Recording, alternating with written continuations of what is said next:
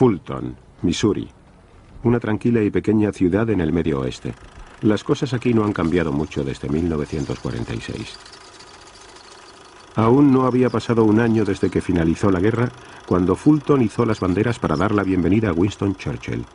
Pero este era portador de un sombrío mensaje para el mundo. From Stettin in the Baltic to Trieste in the Adriatic, an iron curtain has descended across the continent. Behind that line lie all the capitals of the ancient states of Central and Eastern Europe. Warsaw, Berlin, Prague, Vienna, Budapest, Belgrade, Bucharest, and Sofia. All these famous cities and the populations around them lie in what I must call the Soviet sphere. Este discurso no fue muy bien recibido en los Estados Unidos. Pensaron que era un parlamento demasiado duro. Y el presidente recibió algunas críticas por haber traído a Churchill. Es solo una muestra de cómo cambia la historia. Ahora es uno de los mejores discursos que se haya hecho jamás, porque contribuyó a prevenir al mundo del peligro que entrañaba el engrandecimiento soviético.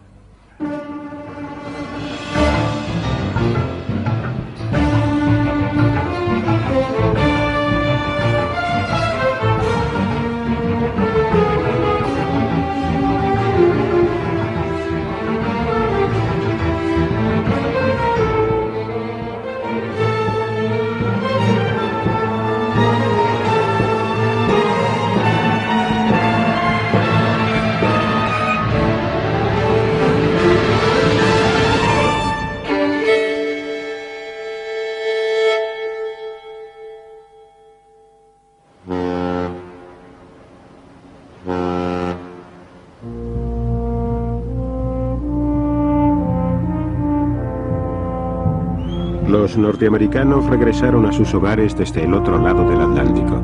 Por segunda vez en ese mismo siglo, los Estados Unidos se habían visto empujados a una guerra que tenía lugar muy lejos de sus propias tierras.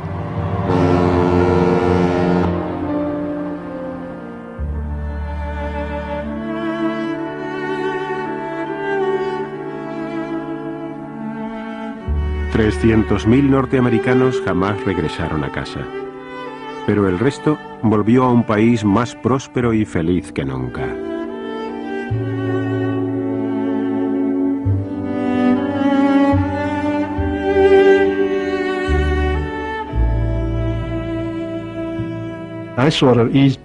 Por fin pude respirar aliviado y satisfecho. Dije, Dios mío, esto es maravilloso. Parecía que todo el mundo disponía de algo de dinero, cuando en los tiempos de la depresión nadie tenía un céntimo. Entonces solo disponíamos de lo suficiente como para poner un poco de comida en la mesa, un techo donde cobijarnos y para mantener la póliza del seguro al día. Antes de la guerra en nuestro país, el paro era de un 15%, a veces más. Era una economía bastante estancada y desafortunada. Y la guerra, la producción en tiempos de guerra, la producción de municiones y de armamento, aportó grandes cantidades de dinero a la economía y dio trabajo a millones de personas. Y no solo a los hombres, sino también a las mujeres. Como por ejemplo Rosie la remachadora. Cuando salimos de la guerra, la tasa de desempleo era prácticamente nula.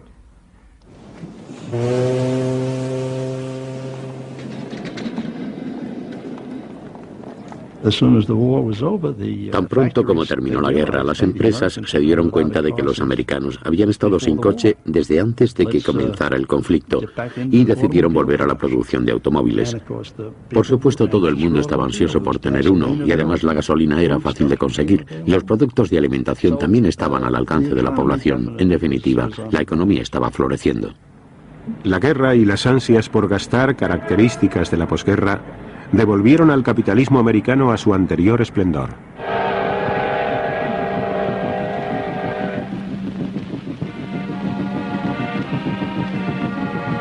En el primer verano después de que se firmara la paz, los soldados soviéticos regresaron a casa. Estaban sobrecogidos por verse aún con vida. Поезд идет из столицы Германии. И вот он, счастливый час. Здравствуй, родная Москва!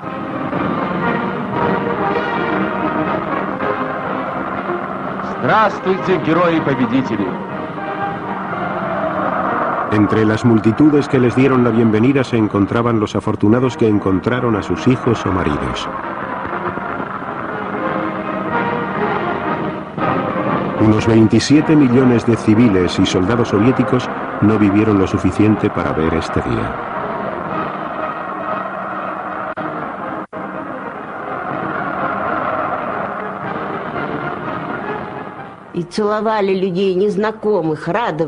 Recibimos a los soldados con flores, pan y todo lo que pudimos encontrar.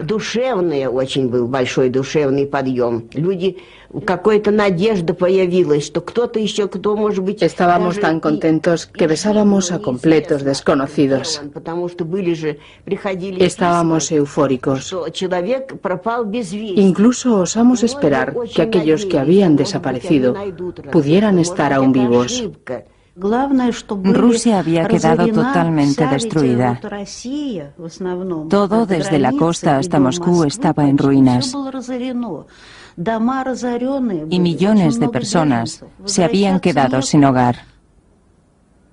Por donde habían pasado los alemanes, casi 70.000 pueblos habían sido destruidos. Las ciudades se levantaban a duras penas entre los escombros. Los invasores habían acabado con las fábricas y los bloques de pisos del Plan Quinquenal, obras que Stalin había llevado a cabo antes de la guerra.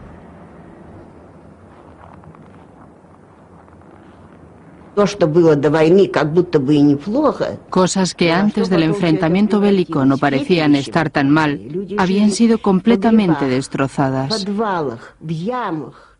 La gente vivía en las ruinas. Es imposible describir el sufrimiento. Solo podría comprenderlo quien lo haya experimentado o lo haya visto con sus propios ojos. Para los rusos, el final de las hostilidades trajo un instante de puro júbilo.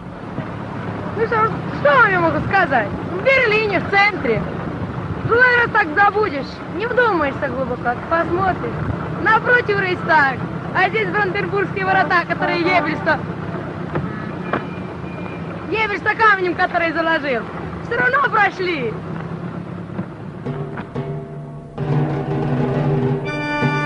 Berlín, el último campo de batalla.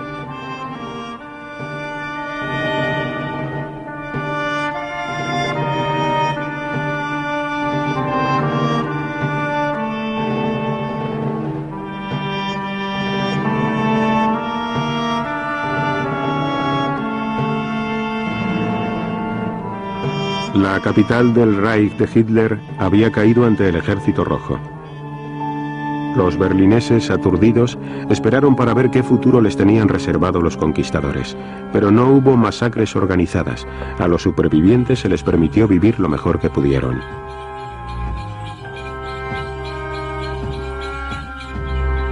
Stalin incluso ordenó a sus tropas que dieran de comer a los berlineses. Pero los soldados saquearon las casas y por las noches daban caza a las mujeres.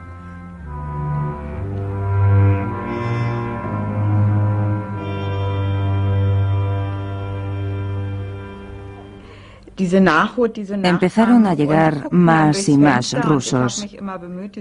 Miraron por la ventana y luego de repente uno de ellos entró. Yo estaba cuidando a unos niños. Me quitó al niño de los brazos y le dio un juguete y unos cigarrillos para que se entretuviera. Esa fue la primera vez que me violaron. Fue terrible. Después de eso no podía hablar.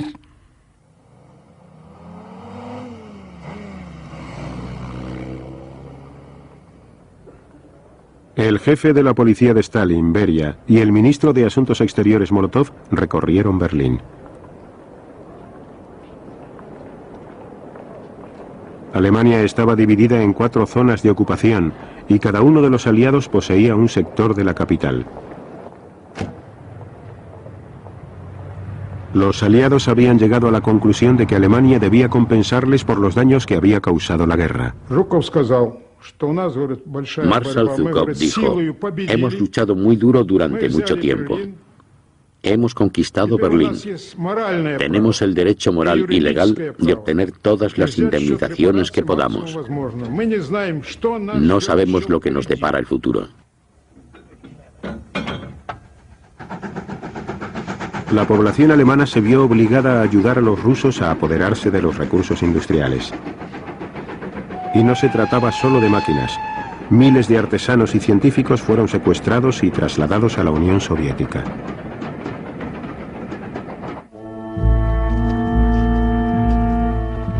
Europa Central estaba retrocediendo a la edad de las tinieblas. Era un espacio sin ley, refugio o misericordia, un continente de nómadas.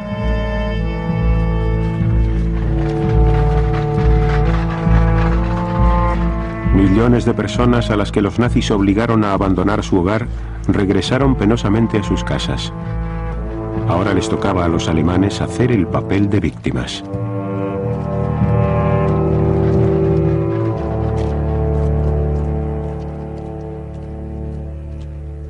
Desde el Mediterráneo hasta el Báltico, los vencedores estaban modelando Europa a su propia imagen. Polonia, la ruta de los invasores en su camino hacia Rusia, obsesionaba a Stalin. La Unión Soviética se había anexionado la parte oriental de Polonia. Como compensación, los aliados movieron las fronteras del país hacia el oeste y concedieron al pueblo polaco los territorios orientales de Alemania. Los alemanes fueron expulsados.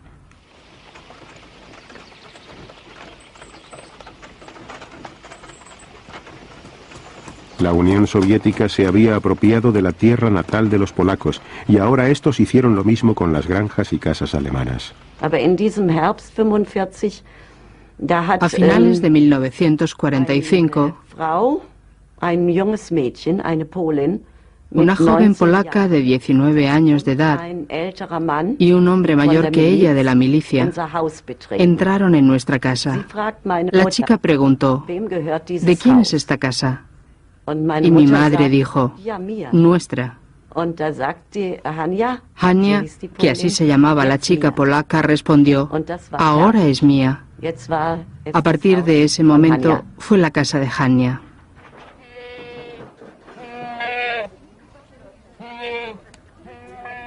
A las 6 de la mañana llegó la milicia. Golpearon la puerta con la culata de sus armas y dijeron: fuera. Aunque yo no era más que una niña, sabía lo que significaba eso.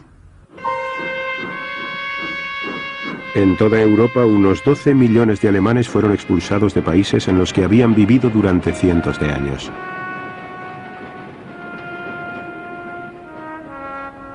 Hoy esto se conoce como limpieza étnica. En aquella época los aliados lo llamaron traslado de población y los británicos ayudaron a los alemanes a hacer las maletas.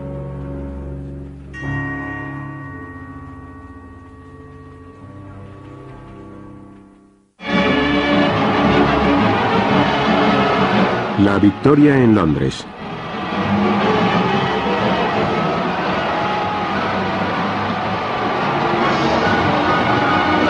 Gran Bretaña salía feliz de 6 años de guerra, pero internamente agotada.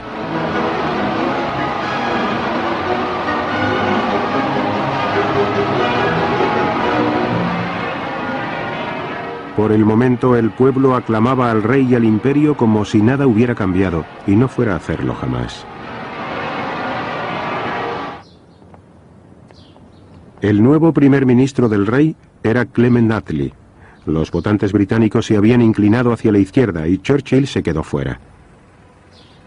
En la política exterior, el nuevo gobierno laborista se agarraba con fuerza a la alianza norteamericana. Ernest Bevin, el nuevo secretario de Asuntos Exteriores, era un veterano sindicalista que desconfiaba de los comunistas. Había respaldado la decisión de Churchill de intervenir en la guerra civil griega. Estaban en juego los intereses británicos en este país, puesto que el conflicto suponía una amenaza para la ruta por la que se transportaba el crudo desde Oriente Medio hasta Gran Bretaña, a través del Mediterráneo. El movimiento de resistencia más fuerte, el de los comunistas, trataba de hacerse con el poder. Pero ellos no sabían que Stalin le había dicho a Churchill que no tenía ningún interés en que Grecia fuera comunista. El ejército británico intervino.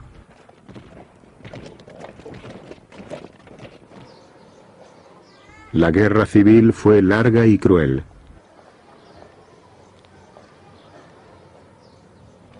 Pero Stalin cumplió su palabra y abandonó a la Grecia comunista a su suerte. Para entonces, la Unión Soviética ya dominaba a todas las naciones que lindaban con su frontera occidental.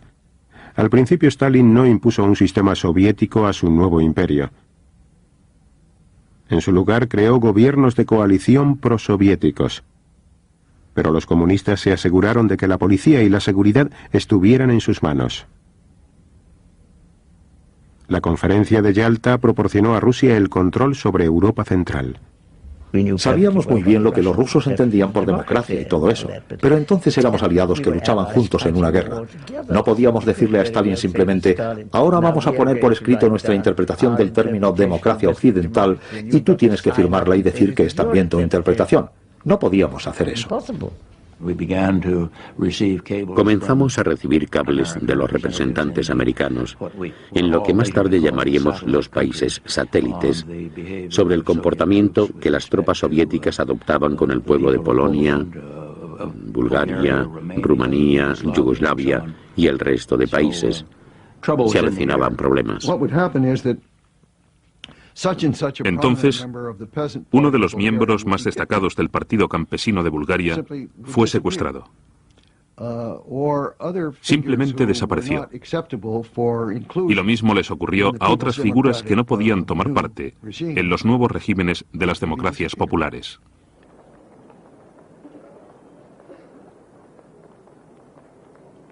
En Berlín, donde los aliados supervisaban conjuntamente la vida de la ciudad, los comunistas se mostraban más cautelosos.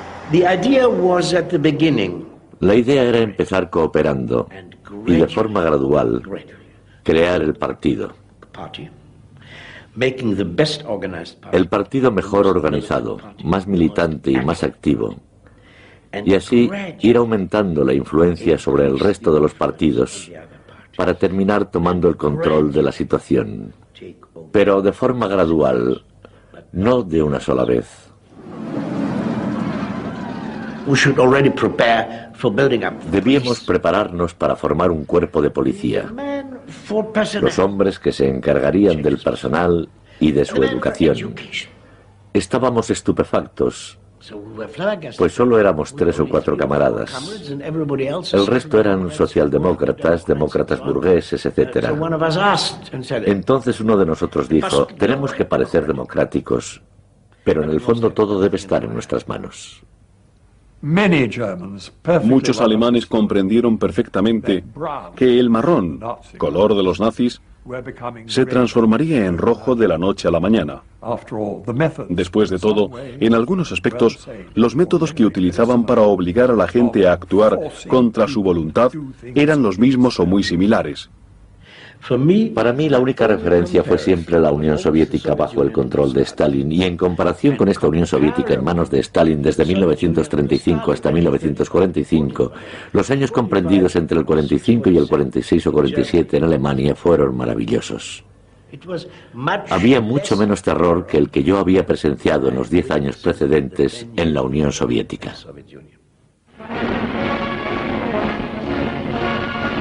El comunismo soviético había superado la prueba de la guerra. El ejército rojo era el más grande del planeta y el general Eisenhower llegó a presentar sus respetos a la nueva superpotencia mundial.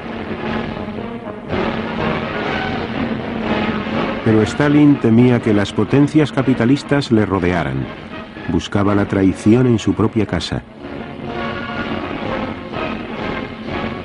Todos aquellos que habían sido hechos prisioneros por los alemanes y que habían visto fugazmente el mundo occidental podían volverse contra él. Comenzó a detenerlos a miles y los norteamericanos sabían lo que estaba sucediendo. Teníamos una doncella cuyo marido era un prisionero de guerra. Al final le repatriaron y regresó. Fue un reencuentro increíble y la vida volvió a ser maravillosa con la familia reunida. 6 meses después le detuvieron por haber sido un prisionero de guerra alemán. Algunos estaban allí por un decreto general de Stalin. Otros eran desertores y ladrones.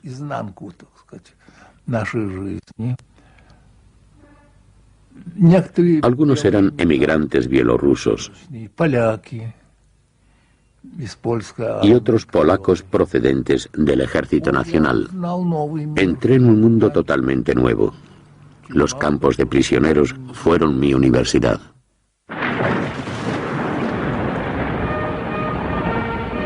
Polonia. Entre los escombros de Varsovia, los polacos comienzan a despejar las ruinas.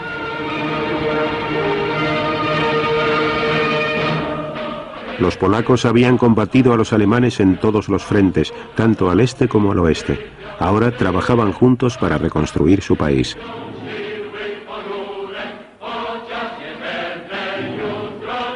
Algunos se resistieron al nuevo gobierno semicomunista que les ataba a Moscú, pero otros encontraron motivos para aceptarlo y vivir con él. Para mí lo más importante era que mi madre y mi hermana regresaran de Siberia y también poder comenzar a reconstruir el país.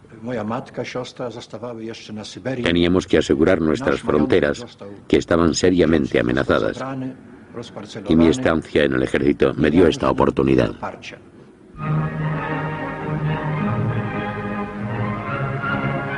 En Moscú, los nuevos líderes políticos de Polonia, meros títeres todos ellos, asistieron a la ópera.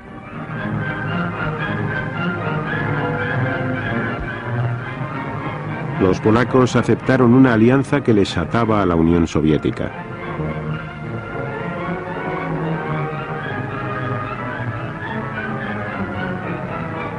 Stalin prometió defender las nuevas fronteras de Polonia contra cualquier intento alemán de recuperar los territorios perdidos.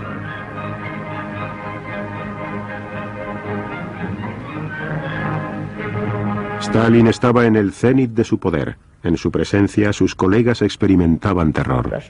Los diplomáticos rusos, como el resto de los oficiales rusos, miembros del partido, y muchos otros, vivían aterrorizados por este hombre. Y con razón, porque si le daban una noticia que no resultara de su agrado, podían acabar en un campo de concentración o con una bala en la nuca. No resultaba nada fácil darle noticias a Stalin cuando éstas eran desagradables.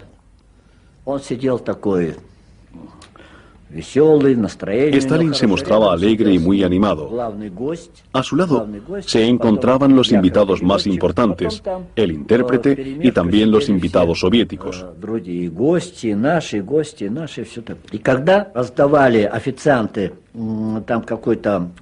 Los camareros llegaron con el plato principal. Creo que era pavo. Uno de ellos derramó un poco de líquido rojo sobre la chaqueta color arena de Stalin al servir la salsa.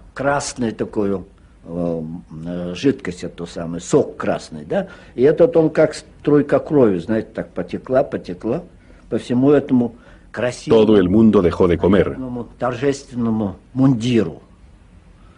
Estaban conmocionados por lo que pasaría después, porque las manchas parecían gotas de sangre. Pero Stalin no reaccionó y continuó hablando con la persona que estaba a su lado.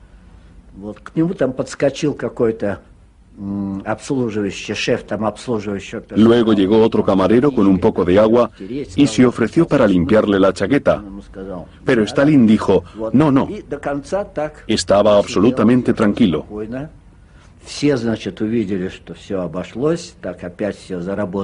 La gente vio que todo parecía ir bien y comenzaron a comer de nuevo y la rutina siguió adelante.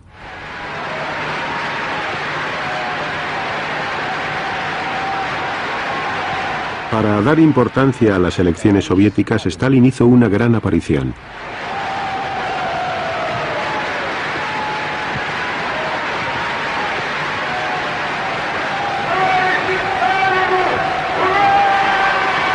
prometió recompensas a su pueblo exhausto, tan solo más esfuerzos y más planes quinquenales para la industria pesada.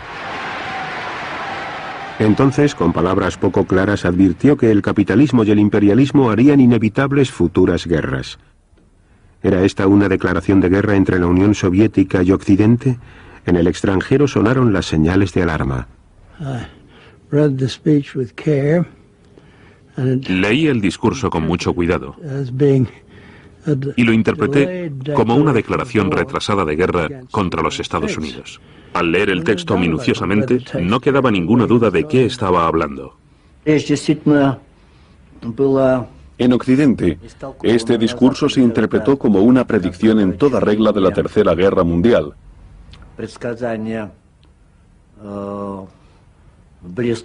Y sin embargo, yo no creo que estuvieran en lo cierto. Stalin no dijo nada nuevo o diferente en su alocución.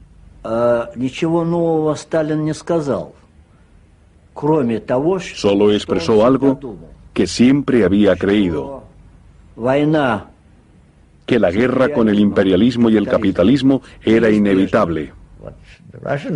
Lo que los rusos pensaban, y creo que esta era la opinión de Stalin al respecto, era que un día el comunismo gobernaría el mundo, que sería la ideología dominante en el planeta y que gradualmente todos los países la adoptarían. Y mientras tanto, la idea de Stalin no era iniciar guerras peligrosas que podría perder, pero si había alguna posibilidad de impulsar la causa, siempre habría que aprovecharla.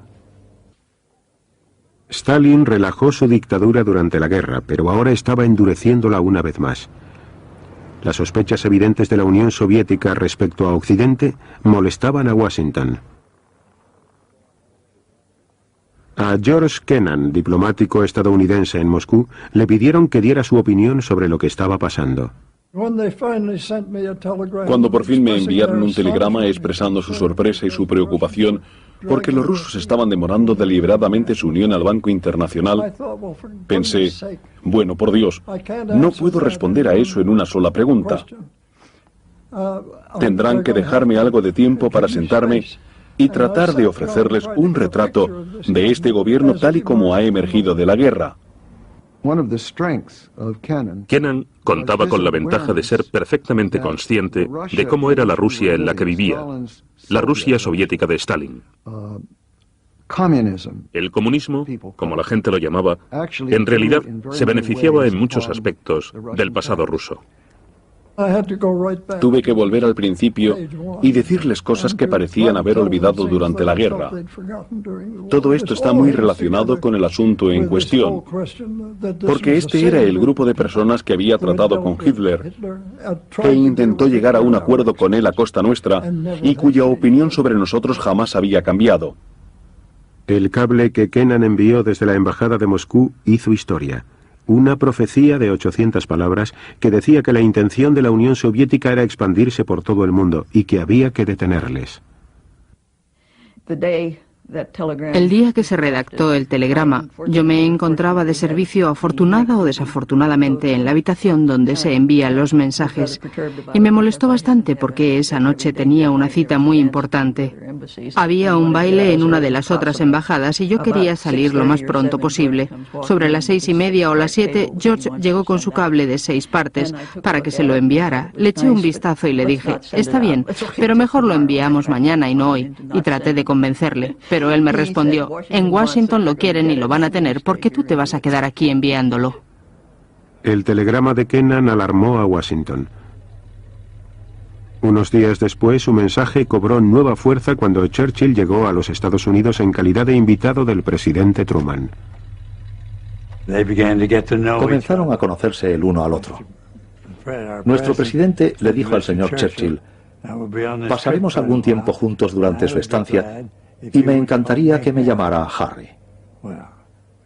Y entonces Churchill respondió, a mí también me encantaría que me llamara Winston. Truman dijo, no creo que pueda hacerlo. Le considero el primer ciudadano del mundo y no creo que pueda llamarle Winston.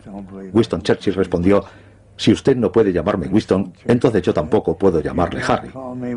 El presidente dijo, en ese caso lo haremos. Por ello, desde ese momento fueron Winston y Harry, y se entendieron muy bien. Churchill tenía que hablar ante un público de universitarios en Fulton, la tierra natal de Truman. En privado le mostró a Truman lo que iba a decir. El presidente, que tenía serias dudas sobre si el público norteamericano estaba preparado para escuchar un ataque a su aliado soviético de los tiempos de guerra, dejó que fuera Churchill quien lo comprobara. Mr. Churchill, he's one of the great men of the age. He's a great Englishman.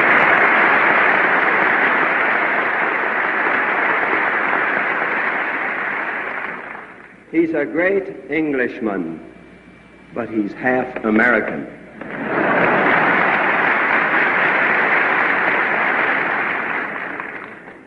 From Stettin in the Baltic to Trieste in the Adriatic, an iron curtain has descended across the continent. Behind that line lie all the capitals of the ancient states of Central and Eastern Europe. Except in the British Commonwealth and in the United States, where communism is in its infancy, the Communist parties, or fifth columns, constitute a growing challenge and peril to Christian civilization. Whatever conclusions may be drawn from these facts, and facts they are, this is certainly not the liberated Europe we fought to build up, nor is it one which contains the essentials of permanent peace. Inmediatamente después de esto, Stalin se descolgó con unas declaraciones a un corresponsal extranjero, en las que comparaba a Churchill con Hitler, y censuró el discurso de Churchill y lo calificó de llamamiento beligerante a las armas contra la Unión Soviética. Desde 1945, Estados Unidos había estado extendiendo su influencia y su poder por todo el mundo. El nerviosismo de Stalin crecía y presionó a Turquía para garantizar la presencia militar soviética en el estrecho de los Dardanelos y en el Bósforo. Estados Unidos y Gran Bretaña temían que el canal de Suez corriera peligro. Estaban decididos a mantener a Turquía lejos de la intromisión soviética. Cuando el embajador turco en Washington falleció repentinamente, Truman utilizó el acorazado más grande que poseía Estados Unidos, el USS Missouri, para trasladar el cuerpo hasta Estambul. Esto fue un símbolo dirigido a Stalin. No nos presiones y no presiones a Turquía, porque si presionas a Turquía, estaremos allí. Al igual que Turquía, Irán se encontraba en la frontera sur de la Unión Soviética y durante siglos se había mostrado hostil a Rusia. Durante la guerra, las tropas soviéticas y británicas habían ocupado Irán para proteger sus existencias de crudo. Incluso celebraron sus asociaciones allí.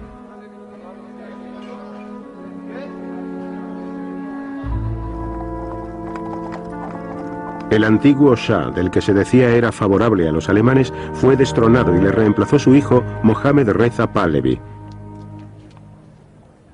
Existía un acuerdo por el cual, una vez terminada la guerra, las tropas británicas y soviéticas se retirarían. Cuando llegó el momento de que la ocupación finalizara, Stalin no quiso marcharse. Pretendía que nos quedáramos allí. Y su decisión acarreó muchos problemas. Teníamos que soportar una gran presión por parte de los británicos y, de hecho, la Unión Soviética no tenía ningún derecho legal para permanecer en ese país. Irán se presentó en el Consejo de Seguridad de las recién constituidas Naciones Unidas con su primera crisis. That's Mr. Gromyko proposing to the Security Council that the hearing of the Persian case should be postponed. La Unión Soviética trataba de prevenir discusiones posteriores, pero fracasó en su intento. Mr. Gromyko and the other Russians then walked out. Their dramatic exit seems to have caused no obvious reaction at the time, though we can imagine what most of those present were thinking. One good thing, however, emerges from this incident. The Security Council had stood its ground. 6 semanas después, Stalin retiraba ceremonialmente sus tropas de Irán, pero Truman, desconcertado por su comportamiento, sospechaba que el objetivo de Stalin era dominar el mundo. Truman dijo: quiero estar en disposición de poder documentar el asunto que nos ocupa. Quiero revisar los últimos acuerdos firmados y hacer una lista de todas las violaciones de los mismos en las que han incurrido los soviéticos. Por aquella época era el ayudante del señor Clifford y él delegó en mí esta tarea. Hablamos sobre ellos unos minutos y me dijo: bueno, me parece que con solo buscar un poco podemos elaborar una larga lista de acuerdos incumplidos. Pero en nuestras relaciones con la URSS hay problemas mucho más fundamentales que esos, de modo que debemos ampliar el enfoque de este asunto. Pasamos semanas trabajando en ello y nos entrevistamos con la mayor parte de los oficiales de alto rango de los Estados Unidos. La unanimidad era absoluta en todas las agencias implicadas en lo referente a la naturaleza de nuestros problemas y al tipo de respuesta que se les debía dar. En el punto final de nuestro informe, sugeríamos que había que determinar la política de nuestro país y definirla de una manera clara. La Unión Soviética constituye una amenaza para la libertad en el mundo, la libertad en Europa y en los Estados Unidos, y tenemos que estar preparados para hacerle frente. El informe Clifford-Elsie se mantuvo en secreto.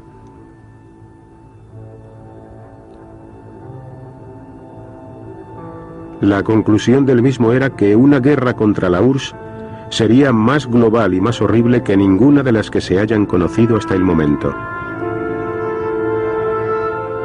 Los Estados Unidos aún tenían el monopolio de las armas atómicas.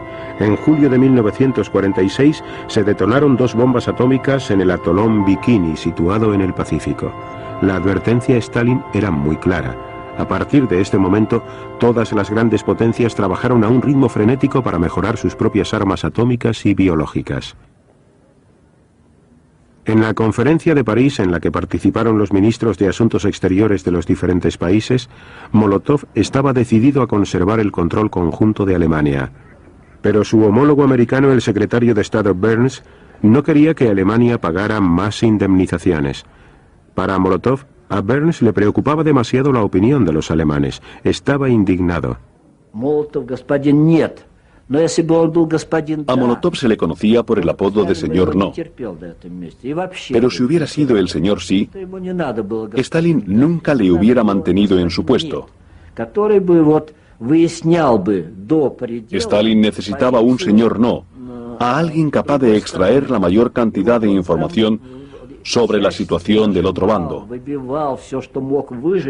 Molotov los exprimiría hasta el límite. Cuando agotó todos sus métodos, le llegó el turno a Stalin, que regresó y resolvió todos los asuntos con una amistosa sonrisa. En París, la alianza de tiempos de guerra se rompió definitivamente. Los estadounidenses y los británicos estaban impacientes por desarrollar economías estables en sus zonas de Alemania, sin consentir la intervención soviética.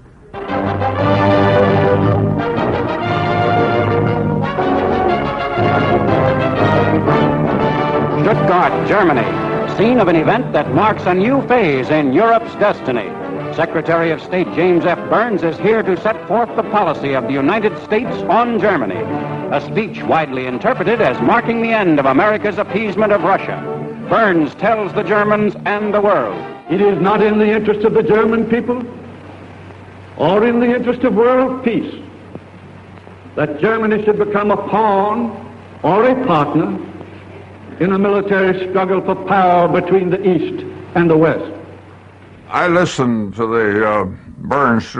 Escuché el discurso de Burns en Stuttgart y le di mi total aprobación porque, de hecho, había escrito una gran parte de él. Y ni yo, ni quienes trabajaron en él, ni Burns, estábamos haciendo alusiones antisoviéticas.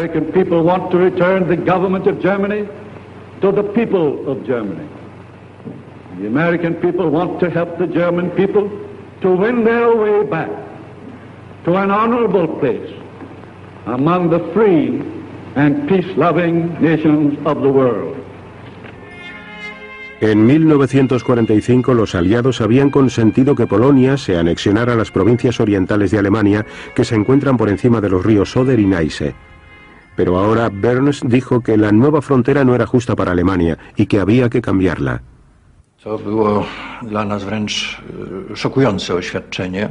Fue una declaración sorprendente y nos hizo pensar que nuestra frontera occidental estaba siendo cuestionada por los alemanes y por el resto de los países occidentales. Fue uno de los factores que influyó más decisivamente para que estrecháramos nuestros lazos con la Unión Soviética.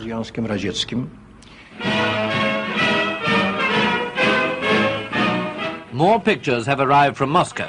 They show the everyday scene in the Soviet capital's famous Red Square. And what's in their shops? Well, here's a glimpse of the sort of things now on display. These new fashions, our cameraman tells us, are so expensive that they're quite beyond the means of ordinary people in Russia today. La situación de la gente corriente era mucho peor de la que mostraban los documentales. Fueron tiempos muy duros. Yo tenía un hijo de 1 año y medio. A menudo cogía un plato del armario y venía detrás de mí diciendo, dame, dame. Pero yo no tenía nada que darle. Y en el mercado solíamos comprar comida para caballos. En las granjas colectivas, los estragos causados por la guerra y la muerte de tantos trabajadores en el frente agudizaban una grave escasez de alimentos. Hice un viaje por Ucrania y por aquella época estaba teniendo lugar la hambruna del año 47, de la que no se tuvo noticia alguna en el resto del mundo. Los soviéticos hablaban de la escasez de cereales y de todo lo demás. Nosotros estuvimos allí. En las paradas del tren se veían niños con la tripa hinchada pidiendo un mendrugo de pan. En la misma ciudad de Odessa la gente se moría de hambre en las calles y fuera de los hospitales porque allí no podían atenderles. Había malnutrición por todas partes. En Alemania también se estaban propagando el hambre y las enfermedades.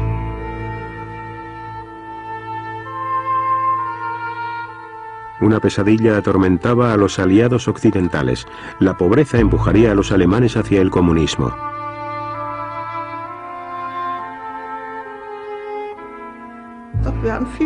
Nunca había suficiente comida. Siempre estábamos hambrientos. En aquellos días salíamos a ver si encontrábamos algo de comer y pedíamos a los granjeros de la zona. A veces nos daban algo y otras veces no. El general estadounidense Lucius Clay hizo una reflexión al respecto. Está muy clara la elección entre ser un comunista que vive con 1500 calorías al día y ser un creyente en la democracia y tener que vivir con tan solo 100. Las ayudas para Alemania le costaron a Gran Bretaña más de $1 millón al día. Pero las remesas británicas no eran suficientes para salvar a los miles de alemanes que murieron ese invierno por falta de comida y combustible.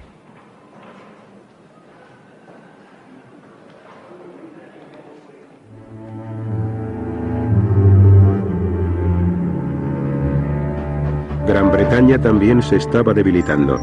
El riguroso invierno de 1946-47 paralizó la industria. La economía del país, minada por los 6 años de guerra, comenzaba a fallar. Se acabó el carbón, no había electricidad y cada vez se hizo más frecuente y duro el racionamiento. La gente olvida, nunca tuvimos racionamiento de pan durante la guerra, pero sí después. Y esto se debía a que estábamos enviando trigo a Alemania para que allí la gente no muriera de inanición. Fue un invierno muy duro, además. Hacía frío. Las cosechas fueron malas. La gente era infeliz. Y los comunistas estaban consiguiendo grandes logros aquí, allí y en otros muchos lugares, sobre todo en Italia y en Francia, pero también en Alemania.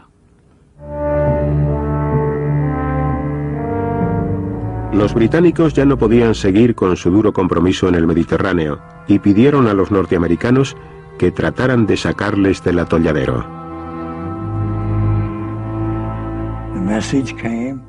El mensaje que nos llegó era muy explícito. Decía: Gran Bretaña está retirando su ayuda económica y militar a Grecia y Turquía. Y esto simplemente se materializó, y la rama ejecutiva opinó que los Estados Unidos tenían que pasar a la acción y rápido. Las perspectivas para Europa, para los Estados Unidos y para el resto de los países no eran muy halagüeñas. En Washington, el presidente Truman se dirigió al Congreso. De ahora en adelante, anunció, los Estados Unidos contendrán el avance del comunismo en cualquier lugar del mundo. Finalmente, fue esta la declaración oficial de la Guerra Fría.